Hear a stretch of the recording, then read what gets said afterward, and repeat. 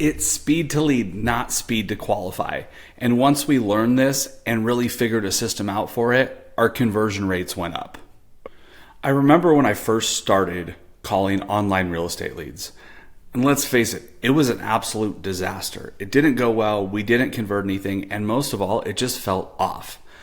So what that really taught me is I think we're doing it wrong within the real estate industry when we're talking about qualification of online real estate leads.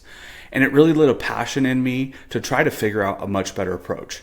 So over the next few years, I tested a bunch of stuff out, and this is the system that we came up with. I like to call it the 3-call, no-qual system. In this video, I'm actually going to go over the system itself and how we utilize it to convert more online leads at a much higher efficiency rate. And then I'm going to go into a little bit of the why we created this and how I created this system. And then I'm going to talk about some of the objections I've got from other real estate professionals on why this system sucks. Now, when I say online leads, what I'm talking about are mostly pay-per-click, Google, and Meta. And we're talking really kind of top of funnel leads. These are the people that NAR says has an average conversion timeline of 16 to about 20 months within your database. So that means they come in at the top of the funnel. You need to nurture them down. Call number 1. So lead comes into your CRM, you get the notification. I'm pretty big on calling them fairly quickly, but I'm not huge on like you have to drop what you're doing and call the lead right that second. I think we have way overplayed speed to lead within the real estate industry. But the first phone call, the whole goal of it is just to provide value. So normally what we do is prior to, kicking off a campaign, we're creating a lot of short form content on our social media accounts, a lot of market updates and that type of stuff. So what we'll do is we'll call the person up after they come into the CRM and we'll say, hey, Mr. Smith, you just signed up for an account on our website. Thank you very much. We would also like to send you a market report via a text message. Do you mind if I send that text message to this phone number? Now, most of the time, if they signed up with a cell phone, they're going to say, yes, absolutely. You've already contacted them. So they're going to say, yes, that's fine. Sometimes they will say, hey, this is actually a landline. And then I'll say, oh, great. Can I get a cell phone number? And I'll text you that video. And then after that, do you mind if I also email this to you? And I'll read the email address off that they gave me when they filled out the lead form. Sometimes they'll say, oh, that's incorrect. I'll try to get the right one. Sometimes they'll say, I really don't want you emailing me, which is fine at this point. I'm not real worried about that because like I said, this whole goal of this first phone call is to try to provide value and earn the right to actually qualify this lead down the road. Now you've pretty much confirmed that this is a cell phone or a landline. You've confirmed the email address. The very next thing I say is, unless you have anything else for me, and then I pause.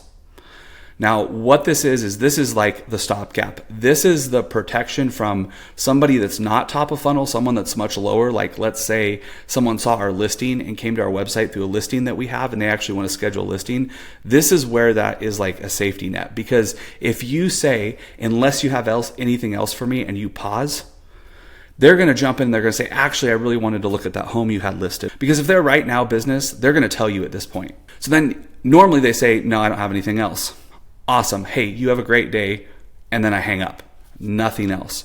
What I've accomplished in this first call is I've confirmed their contact information. I've confirmed pretty much who they are. As soon as I get off the phone with them, I'm going to add this person as a contact in my phone, and I'm going to send them a direct link to that social media video that I asked them if I wanted to send them. Now, this is going to do 2 things for me.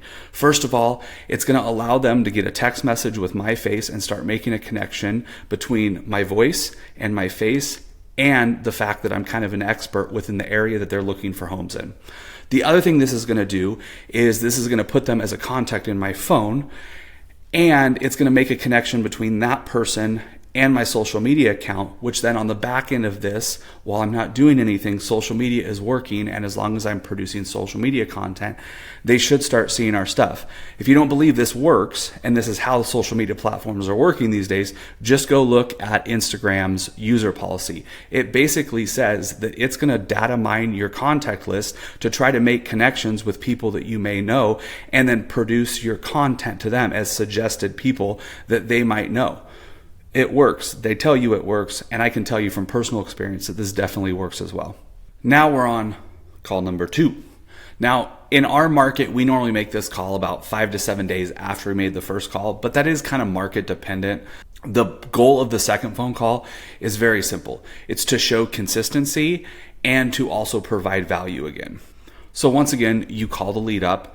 This should be a very, very short phone call as well. Basically, it's, hey, Mr. Smith, I sent over that video about 7 days ago, and I'm just following up to see if you have any questions about that video and if you found it valuable to where you're at in your home search. And then you just let them talk. Now, a lot of times, this is where you're going to start testing out and seeing how open they are to having a conversation with you. A lot of the times, people are going to go, oh yeah, I liked it. Awesome. Don't try to pull information out. This isn't an interrogation. Just kind of let them talk.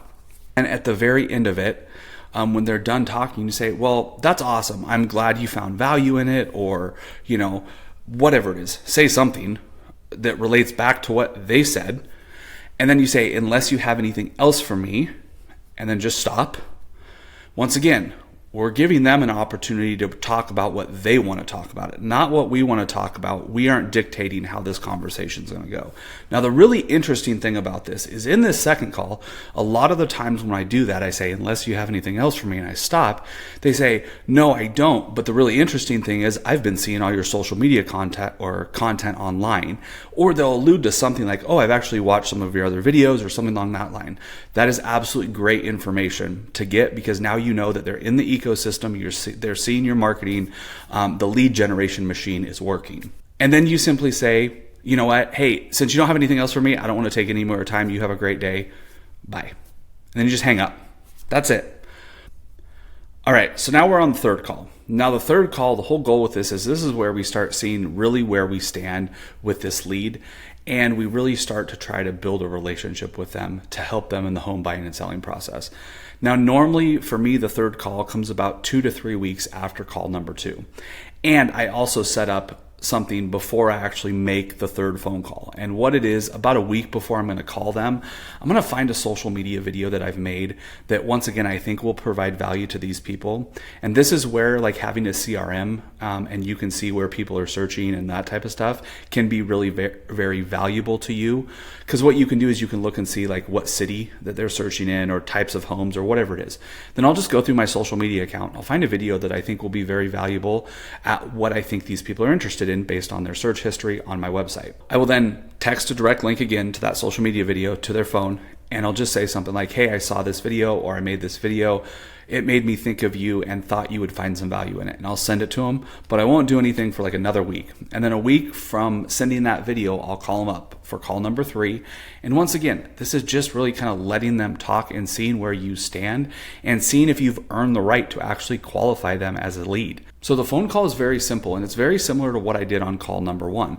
Literally just call them up and say, hey, I sent you that video of, homes for sale in the area that you're looking in.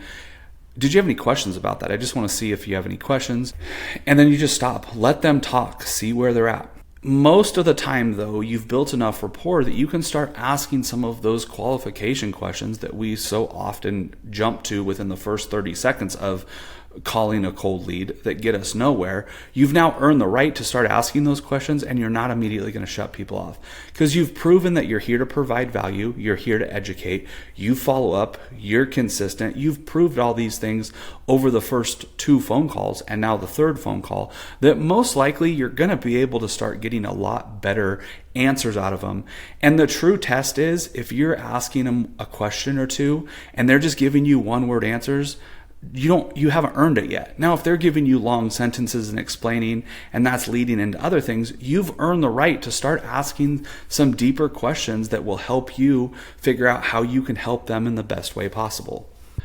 The other thing you have to remember with call 3 is, if you have not earned that right to start asking those questions, it's very simple. Just say, hey, I want to respect your time.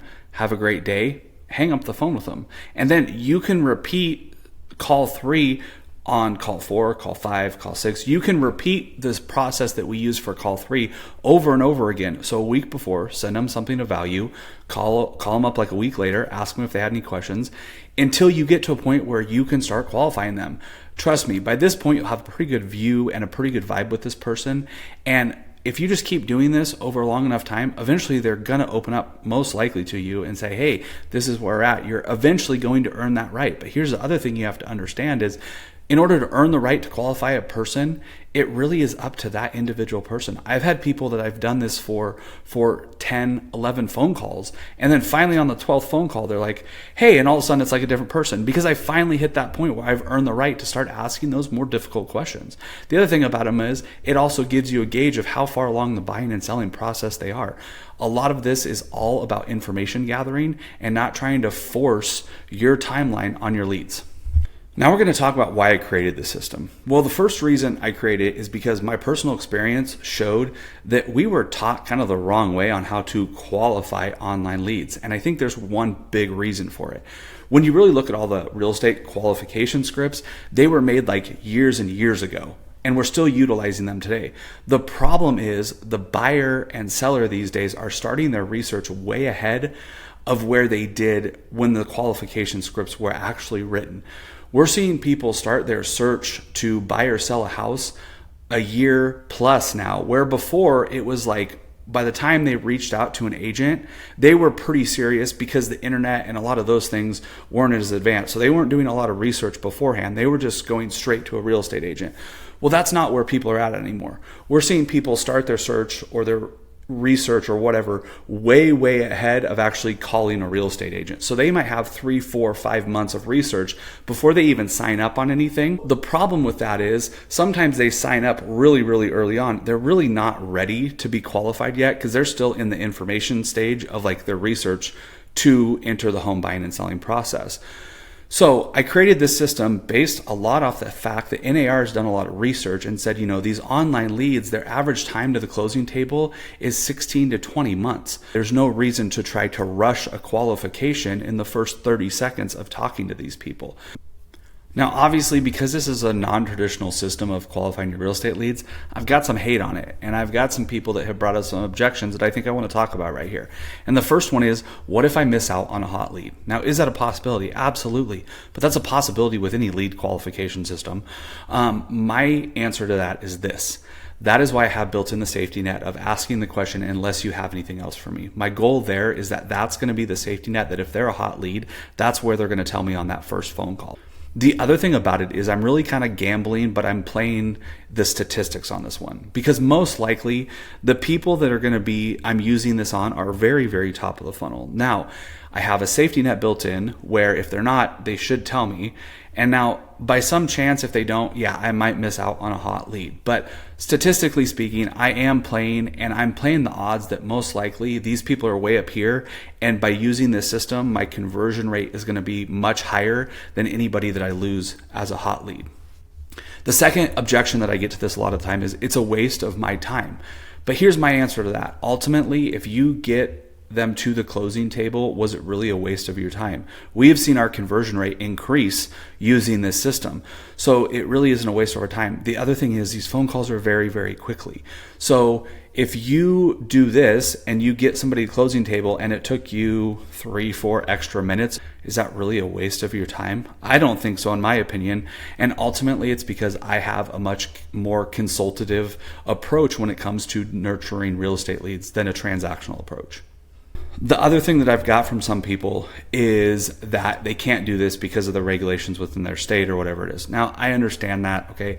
I built this system. I'm only licensed in 2 states. If you can't do this system, then rework it so it's compliant within your state, all the things that you have to do within that specific state. But here's the thing I will tell you. I think the ultimate goal with this is that utilize whatever system to try to gain information and not pry information from your clients. You should be calling and they should be willfully giving you information so that you can nurture them to the best way possible. But if you're always trying to pry information out of your leads, it really makes it hard to go for a more consultative selling approach than just a transactional one. The whole goal with this entire system is really twofold. It's to provide so much value to people when they're very high in the funnel that when they drop down lower in the funnel, there's no question who they're going to actually work with. And the second part of this is to be so consistent and so good with this process that they really can't ignore you when it comes to providing value. I think overall, a big problem that we have with our sales scripts within the real estate industry is they're very outdated, and a lot of them haven't accounted for technology changes and really looking at the client and where the client is and where they're at in the home buying and selling process. So at the end of the day, give it a shot. If it doesn't work for you, that's fine. It might not work in every market. It's worked really well for us, so I want to share it with you guys. The other thing is, down below, I have a PDF guide that's about 6 pages that goes step by step through this whole process, gives you a little more insight to what we say in that. The other part of this too is, this is not a script. It's not a sales script. I hate scripts. Scripts sound robotic. Just talk to people through this process. Have a general outline of what the goal is with each call, and then just talk to people. That's it, and that's all. Hope you guys enjoyed it. If you have any questions about this, please reach out. My contact information is down there too. I'm more than happy to answer any questions. If you guys have questions about this or any of my other videos, please reach out and let me know.